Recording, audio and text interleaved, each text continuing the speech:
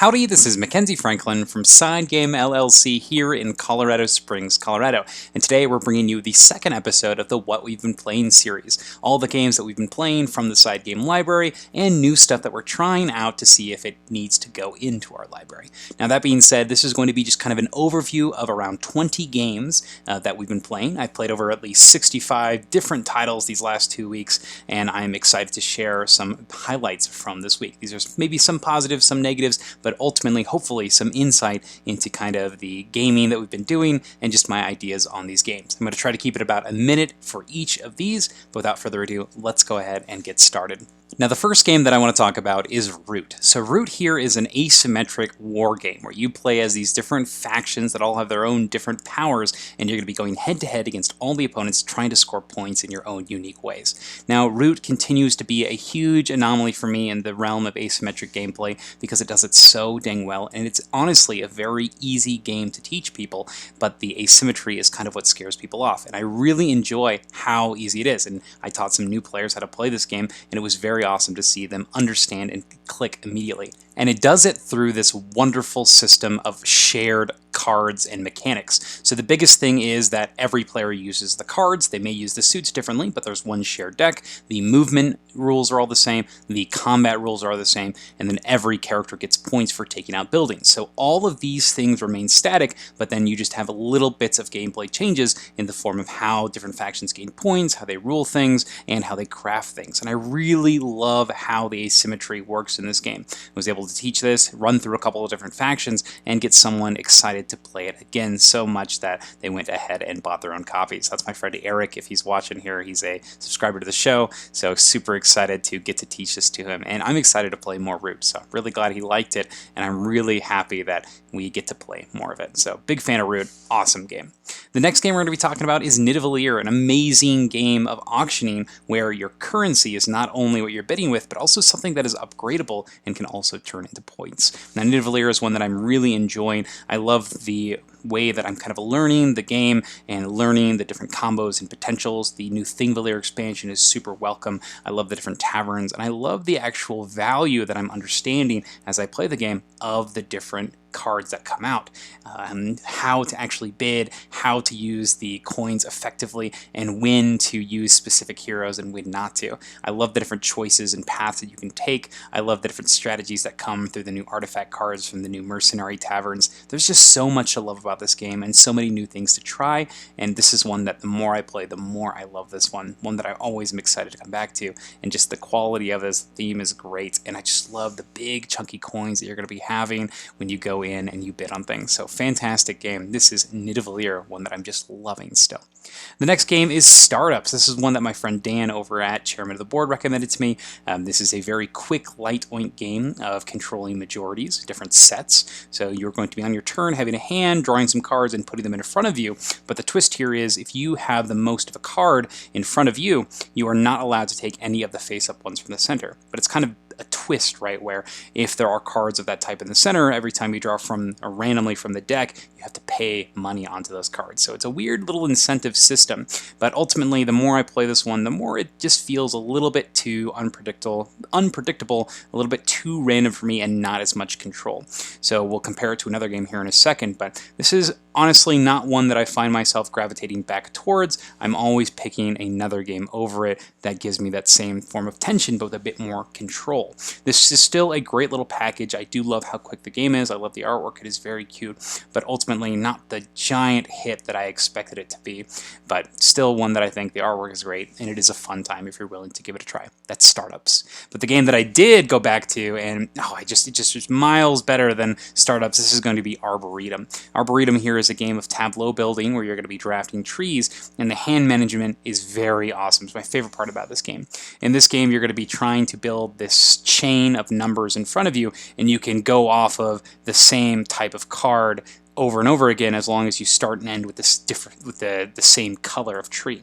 But in order to score these trees, you have to have in your hand the most of that color. So you have this really great choice of, do I keep cards in my hand to score? Do I actually put them into my Arboretum in front of me so that I can actually score the points off of them. And I love this system. It just makes so much sense, and the hand management here is so tight because you're really trying to anticipate and guess what the other players have as you're digging through the deck. It is so satisfying, so rewarding. When you do well at this game, you just feel great about it. Great decisions, great choices. I will always pick this over startups, but it's a fantastic game. Love Arboretum.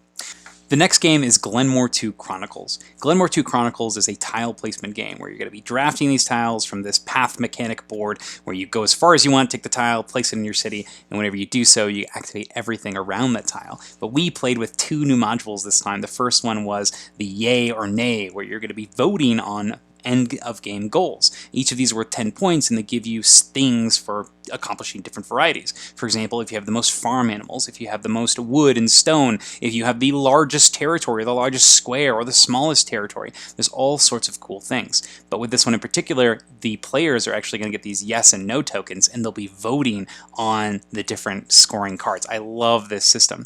In addition, we also played with the Hammer of the Scots module, which offers new landmark cards, which is wonderful. I love that this is kind of incentivizing this form of scoring by giving more opportunities, and it also gives you a way to manipulate the game with this new piece that you can either spend money to take extra actions, or you can gain money and deny other players from taking actions. So a great addition to the game, great couple of twists here, and I just can't wait to dive into more of these little expansions. Love this game, Glenmore 2 Chronicles. Next game is going to be Ginkgopolis, one that I'm still really enjoying. I love the card drafting of the game. I love that you're building this giant city, and it's got such a straightforward system. Ginkgopolis has an engine building game where you are going to be building into a city either out or up. And I love this system. I love how whenever you build out, you are going to be getting resources, but also increasing your area control potential.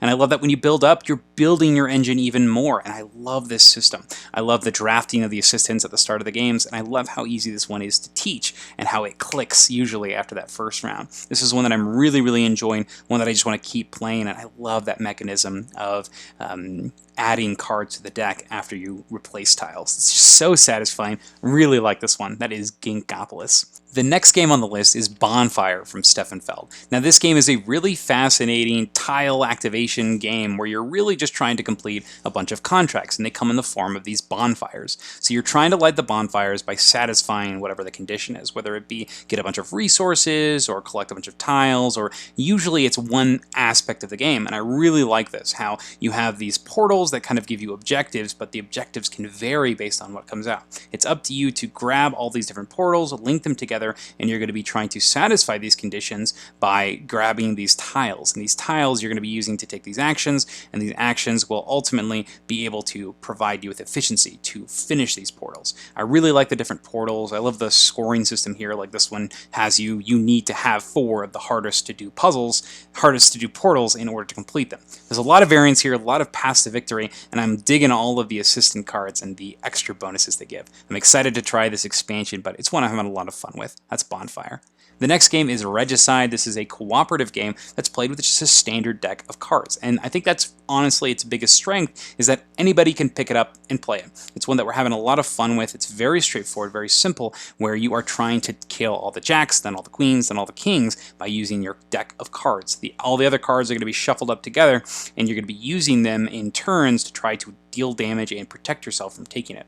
I really like this system where you are playing these cards because each of the suits relates to a special ability. The spades are shields, the clubs deal double damage, the hearts heal, and the diamonds draw. And it just makes so much sense. It's easy to remember, easy to play, and it's a fun one. I love the cooperation aspect of this, and one really neat feature is when it's your turn, you can actually strategically pass. And when you do so, the other player gets to do something with their hand. I really like this system. I like the way that the cooperation works, and I really like how easy it is to play and how just much sense it makes. So I really like this one. That is Regicide. The next game on the list is Circle the Wagons, an excellent 2-player drafting game where you're going to be having this large circle of cards. And on your turn, you either take the card in front, or you can skip as many cards as you want, but if you do, you have to give those cards to your opponent. And this presents a really great decision because you have these 3 objectives you're trying to score, so are you trying to satisfy those objectives, or do you just give your opponent lots of things that may help them? Because in addition to the objectives, you're also scoring for the terrain in front of you. I really like how you're able to take these cards and place them in front of you. You can even cover cards or rotate cards as you see fit, and that way they all line up. And every large area that you have, the largest of each color, is also going to score you points. So it adds that tension of even giving any card to an opponent, because that could potentially be more points for them. I love this idea. I love this system, and this is one that I find myself playing a lot at that 2-player count, because it is quick, it is fun, it's thinky, and it's just a great time. One that I really do recommend. A great game. This is Circle the Wagons. The next game here is going to be Dinosaur Island Rawr and Right. This delivered with Dinosaur World, and it's one that is a blast, if we're being real. I think that this is a great version of this game, and it's actually one that I prefer over the original Dinosaur Island and the Duelosaur Island. The way this works is you're building this park in front of you, very similar to the new Dinosaur World. You're going to be taking a tour through your park, and so you're going to need to be drawing roads so you can actually go from building to building. The more buildings that you visit, the more excitement points you get, which generate you bonuses, and you also want to reach an exit to give even more points. But it actually employs this worker system, and that's how you're going to be actually building your park. You have these dice, you're putting it out on the board, and if you want to use the same space as somebody, you have to cover their die, and you get threat equal to the difference. Now, my only ding on this game is the more I've played it, the more I've realized that where you place your stuff ultimately doesn't really matter that much. You can't have any of the buildings adjacent, so it doesn't really matter that they're different shapes or polyominoes, but everything else I really, really enjoy about this game. I love that the assistants are different each time you play. It's a great one. That's Dinosaur Island Rawr and Right. It's a fun time. Next game is Ravels. This is a game about being knitters. You're going to be doing all sorts of things with yarn and creating all of these different items, and you're going to be hopefully trading those items in for contracts. So you have small items that you're trading for bigger points, and you're going to be doing that through this unique action selection system. On your turn, you're going to be taking your little marker here, and you'll put it onto one of your spots. You're either sharpening for yarn, or you're crafting items, or you can trade your yarn. So you can only do one action once in a row, so you got to do something different every time. Now, this sounds great on paper, but ultimately this is one that I didn't really enjoy. The biggest thing here is it's honestly just really random and very unbalanced. So on your turn, when you go shopping, you get whatever happen to show up on the last player's turn, and these yarn go from 1 all the way up to 3 yarns. So if you got lucky and a bunch of yarn came out, awesome, you get to benefit from all this yarn.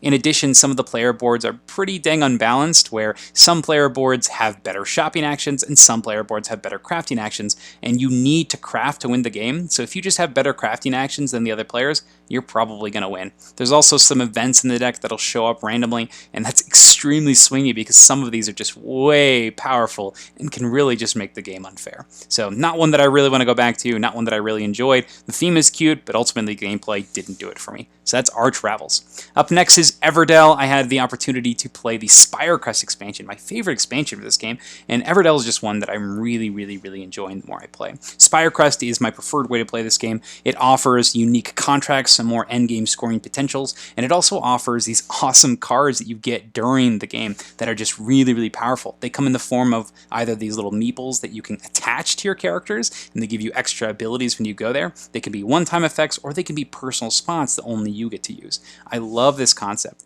The other awesome thing that this game adds are weather cards, and the weather cards here are going to provide some form of really negative effect, but for all players, and it's only going to affect you during a certain season. I love that it offers a unique challenge and something that you have to overcome, and because you're getting those awesome power cards, you have that nice balancing factor out, so it really makes sense why this is included. It's a nice fresh take on the game, offers a very unique challenge, and presents a new way to play the game. I love this expansion. That's Spirecrest for Everdell. Up next is the game For Sale. I got to introduce this to some new people, and as you know, I think that this is just one of the best filler games ever. I love this auctioning system. I think it's done so well. The theme is amazing, and so I was so happy that I got to introduce it. You've got this great system where you have the first half where you're going to be using your cash to buy the houses, and then the second half you use the houses to trade for values, and it just works so well. I love that satisfying feeling of getting a great deal on a house or using a really bad house to get a great deal on a value. It's all about timing, and it's all about knowing when to go in and when to get out. I love this system, and I'm seeing the new artwork for the car edition, but I think that the classic edition here with all the goofy houses, this is one that I'm just really attached to, and I love the theme of being a realtor, but without all the hassle of having to do any of the house selling or anything like that. So I really like this one. I still continue to like this one, and that is For Sale. The next game is Hues and Cues, a party game of identifying colors. You get a clue card that's got a color on it, and you simply say a word that matches it, like lemon for this yellow here. And then everybody's going to take their little marker and put it on the board to try to guess what you're doing. You have this awesome system here where you're going to actually be giving points by using this little grid. You put it on the board, and if somebody's in the middle, they get 3 points. Anybody just around the middle gets 2, and everybody on the outside gets 1. And you're trying to give a good clue because you get points for each cone that's inside of that grid. So I really like this system. I think it makes a lot of sense. Now that being said though, the more I play this game, especially with the same group of people, the more the clues become similar.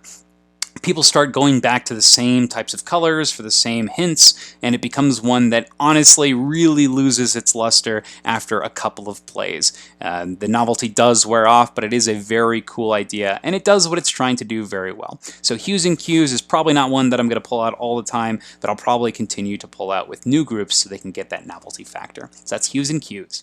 Up next is going to be the game Spyfall. I really like Spyfall. I think this game is a fantastic conversation starter. I really use it a lot in my classroom, actually, with my English language learners. This is a great speaking game where you're going to have to ask questions creatively and give answers creatively. And I think that this is fantastic. If you haven't played Spyfall, one person is a spy. They do not know where anybody is, and they have to answer questions and pretend like they do, while trying to deduce where people are based on what everybody else is saying. And then at any point, somebody can call a vote and say, hey, I think that this person might be the spy, and then everybody around the table will see if they agree. And I just think this is such a great job with bringing out good conversation, and I love how clever people have to be and the context clues they must take in order to figure out what's going on. We've been having a great time with this and Spyfall 2. Spyfall 2 can play with more players and offers new locations, but I really like all that this has to offer. Continues to be a great game. Love this one. That is Spyfall. The next game here is Love Letter Infinity Gauntlet. Now this one is a new take on the Love Letter system where you play as Marvel superheroes taking down Thanos. So it's a one versus many game. Now the way this is done is each team is going to have their own deck of cards. Thanos has his deck, and then the heroes have their deck. And the heroes get more turns than Thanos, obviously, and then Thanos will get a number of health based on the number of players playing. Now the system is really cool. The system makes so much sense, and I really like how thematic it actually is. However, the more I play this game, the more I feel that we are doing the same thing every time, and it doesn't really become a game of strategy or tactics. It becomes a game of kind of just procedure. You kind of get your cards and you know what you're going to do. There is a best play, unfortunately, and that really takes out kind of some of the fun for it. It's a great novelty when you start playing, as you see the differences between it and the original Love Letter, but this is one that, once again, I'm not going to continue to bring out because it just feels the same every time, which is kind of sad. There's always a right action to do, and you kind of just watch the game unfold. So unfortunately, Infinity Gauntlet here is really going down on my ratings, but it's still one that I think the theme is great, and it does a great job with being thematic in this micro game style. The next game we're going to talk about here is Oriflamme Ablaze. This is an expansion to Oriflamme. The original game here is a game about queuing. On your turn, you're going to be putting a card in this queue face down, and then when everybody has placed a card, you're going to go from left to right, and you decide if you want to flip them or if you want to keep them face down. To keep them face down, they generate points, but if you flip them, you get some ability. Now, Oriflamme Ablaze introduces new effects and new powers, and a lot of these incorporate tokens or extra cards from an extra pool, and I think that this is a really fresh take on the Oriflamme system. When we started discovering and playing these new cards, we were really surprised at what sort of things were added, and we just had a great time with these new abilities. It was really fun playing it for the first time, getting to see the effects and not really being sure what the effects were, but really paid off when we played it a couple more times and got to see and kind of had this idea of how to interact. I love the idea that you can put them together, and this is one that I'm actually enjoying quite a bit. It serves as a great filler style game, very quick turns with lots of variability, but it's still a lot of fun. That's Oriflamme Ablaze, one that I'm really liking.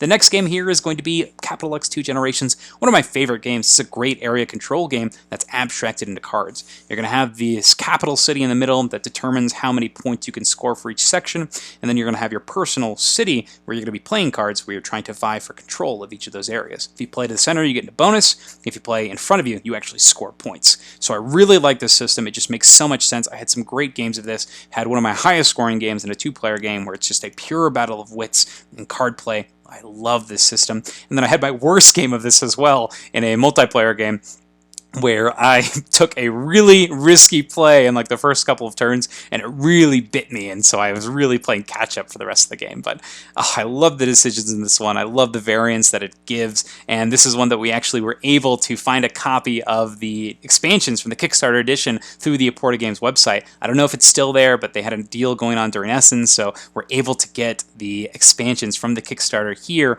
into our library. So excited to give those a try, and I can't wait to play more of this. Amazing game, Capital X2 Generations. The next game we're going to talk about here is Wavelength. It is a party game where you play as teams, and it's your job to give a clue that's going to help people guess on this very interesting looking dial. You're going to have opposites, for example, tall and short, and then you're going to have to give a clue that's going to get people to guess where that little gray spot is on this severity scale. It's a really interesting game where it really pays to know how your partner is going to be thinking, because there's a lot of room for interpretation here. For example, this is the tallest thing in the world, or this is the shortest thing ever. So you have to really keep in mind on where the person's brain is when it comes to getting on their wavelength. I really like the 4-player game of this, where you have teams of 2, because there's not a lot of downtime, and I just think that this makes a great package. I also really like the cooperative version. I think it promotes a lot of great conversation and really brings out that camaraderie. So this is one that I'm enjoying. This is a great thinky party game that is Wavelength.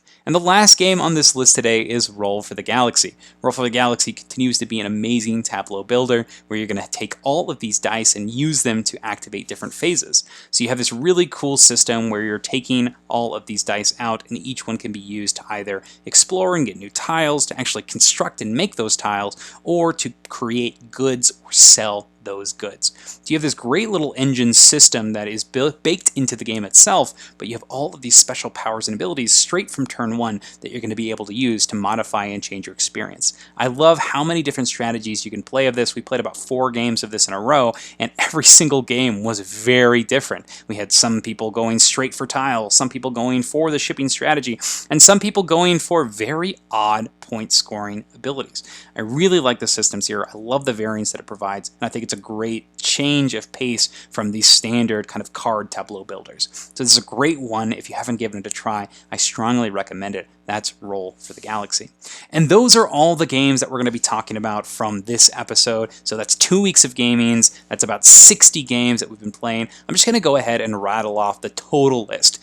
So here it goes. First game, Viticulture, Feast for Rodent, Root, Nidavellir, Startups, Glenmore 2, Ginkgopolis, Bonfire, Cockroach Poker, Regicide, Yu-Gi-Oh! The trading card game, Oriflamme, Circle the Wagons, Scythe, Terraforming Mars, Dinosaur World, Nemesis the board game, Hocus Pocus, Disney, Ex Libris, The Crew, Oath, Arch Ravels, Everdell, Arboretum, For Sale, The Crew, Mission Deep Sea, Hues and Cues, Dinosaur Island, Rawr and Write, Spyfall, Infinity Gauntlet, Love Letter, Terraforming Mars, Ares Expedition, Dune Imperium, Oriflamme Ablaze, Capital X2, Generations, Sleeping Gods, Hadrian's Wall, Ex Libris, Horrified, Cascadia, Las Vegas Royale, Parks, Quacks of Quedlinburg, Wavelength, Roll for the Galaxy, and Tsukuyumi Full Moon Down, particularly the solo mode and the 2-player expansion.